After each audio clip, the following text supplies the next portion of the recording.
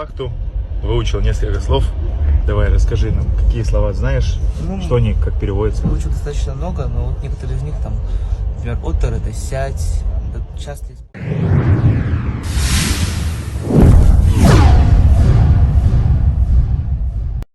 В поезде, идущем в Россию, сидит военный десантник. Рядом с ним молодой парень. Возвращается домой после вахты с Казахстана. Сначала они молчат. Потом парень вдруг произносит: «Отор, садись». Десантник удивительно смотрит на него.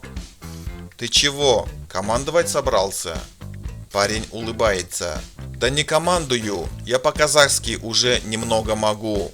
На вахте научился. Там ребята учили.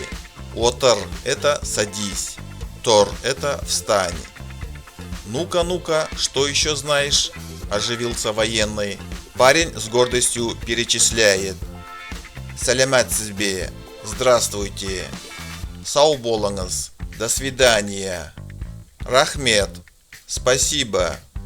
Күш, сила. Жігіт, парень». Военный смеется. «Ничего себе, ты как переводчик». Парень кивает.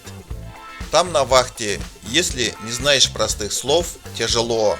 А когда выучил, и уважение чувствуешь, и ребята с тобой как со своим.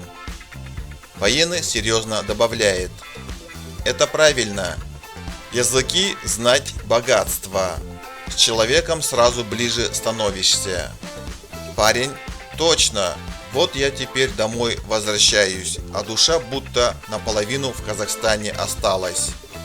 Оба смеются, а поезд несется вперед, соединяя не только города, но и людей, которые становятся ближе через языки и уважение.